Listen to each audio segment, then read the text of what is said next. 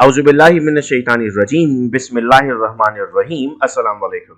बच्चों, मैं उम्मीद कर रहा हूँ कि आप सब खैरियत से और आप सबको वेलकम एक मरतबा फिर ऑनलाइन क्लासेस में। इस वक्त हम डिस्कस करने जा रहे हैं इंटरमीडिएट एग्जामिनेशन 2021 का जो एनुअल एग्जाम हुआ फिजिक्स का सेकंड ईयर, उनके एमसीक्यूज को इस वक्त स्क्रीन पर आप पेपर देख सक रहे हैं। 42 एमसीक्यूज पूछे गए थे। आइए इन तमाम एमसीक्यूज के करेक्ट आंसर्स भी जानते हैं और साथ में समझते भी जाएंगे कि ये आंसर्स किस तरीके से आए। सबसे पहला सवाल था, the mass of fissionable material needed for self sustaining chain reaction is called as, sir इसे हम नाम देते हैं critical mass. Transistor is a semiconductor device which has how many terminal, sir इसमें 3 टर्मिनल होते हैं, जिसमें हमारे पास इसका एमिटर होता है, इसमें बेस होता है और इसका एक्सेप्टर होता है। अगला सवाल है, in order to increase the number of electron in photo electric effect this should be increase.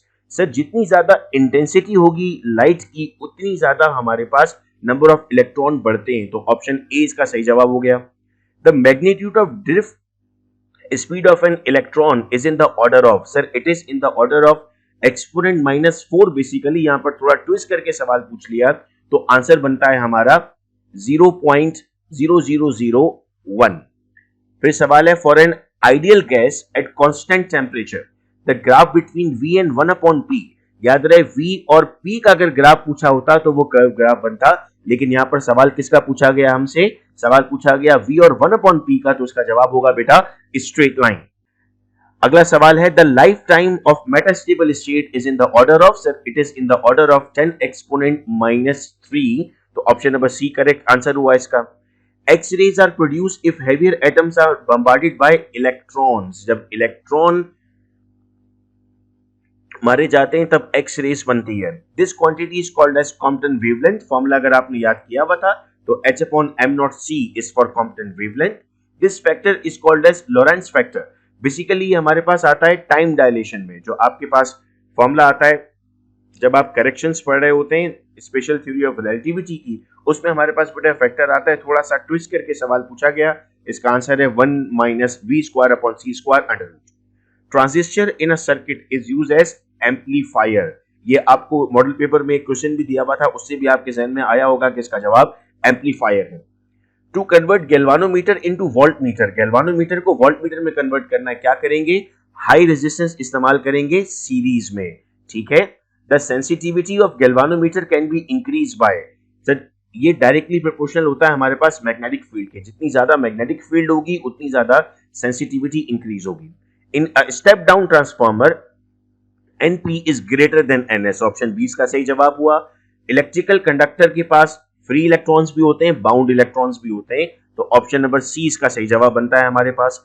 The capacitance of parallel plate capacitor does not depend on, area पे भी डिपेंड करता है, डिस्टेंस पे भी डिपेंड करता है, मीडियम ऑफ द प्लेट पे भी डिपेंड करता है, नेचर ऑफ प्लेट पे बेटा फॉर्मूला से डिपेंड नहीं कर रहा होता, तो ये हमारे पास इसका सही जवाब बनता है। The electric field intensity between two similarly charge parallel plate, यहां थोड़ा सा डॉच किया गया आपको। 10 इयर्स में यहां पर आता था अपोजिटली चार्ज, तो आपके पास आंसर ये बन जाता था, लेकिन अब क्या कह रहा है वो, सिमिलरली चार्ज, तो आंसर क्या बनेगा, 0। In amplitude modulation the amplitude of wave is, very करती है सर, वेरी करने का मतलब होता है बढ़ती भी है कम भी होती है, बुक में लाइन लिखी हुई है इट वेरीज, और यहां पर आपको इस तरह पूछ लिया increase as well as decrease, यानी बढ़ती भी है और कम भी होती है।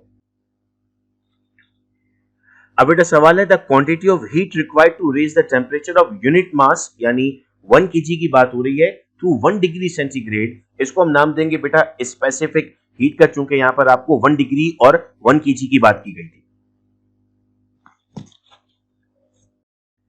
A thermodynamic process in which heat exchange is not allowed, heat exchange जब अलाउ नहीं है तो उसे बेटा हम नाम देते हैं adiabatic process. The atomic number of a radioactive element is increased by the emission of negative of beta particle. A Geiger counter contain argon and alcohol.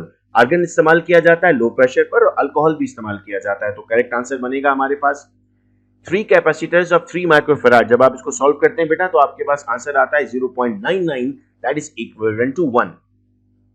If the current passing through a wire held in a uniform magnetic field is double, current double होगा तो sir उसके साथ हम कहते हैं कि हमारे पास force भी डबल होगी, चूंकि डायरेक्टली प्रोपोर्शनल है। Resistance of 3, 5 and 7 ohms are connected in parallel. अगर 5 ओम रेजिस्टर पे 6 वोल्ट है तो फिर 7 पे भी 6 ही होगा, चूंकि पैरेलल में हमारे पास पोटेंशियल डिफरेंस चेंज नहीं होता। The radius of first orbit of hydrogen it is 0.053 nanometer. N square का फॉर्मूला बनता है ना, 1 का स्क्वायर भी 1 आ जाएगा। थोड़ा सा ट्रिकी सवाल था ये।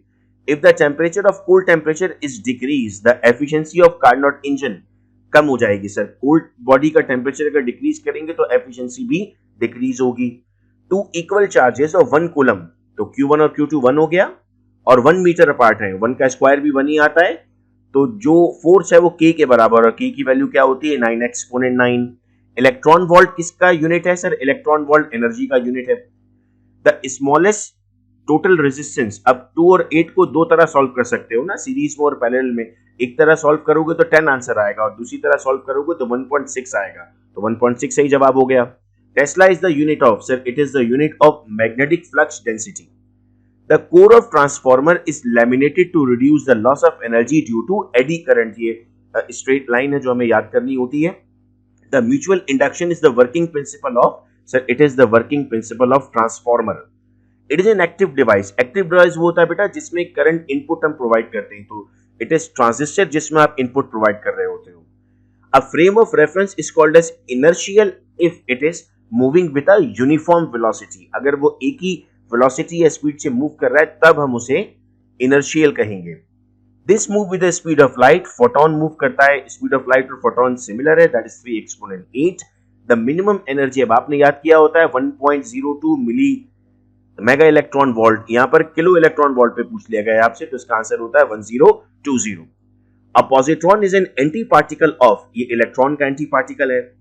Laser is produce due to, अगर आपको याद है हमने जो एमसीक्यूज को डिस्कस किया था उनमें ये एमसीक्यूज भी थे, तो इसका आंसर है stimulated emission of radiation. In a radio active decay law lambda represent, sir it represent the decay constant. Students थोड़ा सा यहाँ कंफ्यूज रहते हैं कि ये वेवलेंथ के बराबर होगा, लेकिन यहाँ पर रेडियो एक्टिव लॉ में हम इसे डिके कांस्टेंट कहते हैं। The process in which heavy nucleus split into two lighter nucleus is called as fission reaction. The track formed by Wilson cloud chamber due to beta particle। Sir अगर ये alpha particle होता तो हम कहते हैं thick and continuous line, ये beta particle है तो हम कह रहे हैं यहाँ पर thin and broken line. Ammeter किस लिए इस्तेमाल होता है सर? एम मीटर यूज किया जाता है करंट को मेजर करने के लिए। तो बच्चों मैं उम्मीद कर रहा हूं कि आप अपने आंसर्स को उस वक्त टैली भी कर लेंगे इसमें से, और आपको अगर कोई कंफ्यूजन होती है तो आप कमेंट बॉक्स में भी पूछ सकते हैं या फिर आप व्हाट्सएप पर 03332243 पर भी राब्ता कर सकते हैं। बहुत शुक्रिया आप तमाम का इस वीडियो लेक्चर को सुनने का। फ्रेंड्स के साथ शेयर कर दीजिएगा, अपना बहुत ख्याल रखिएगा आप सब लोग। अल्लाह हाफिज।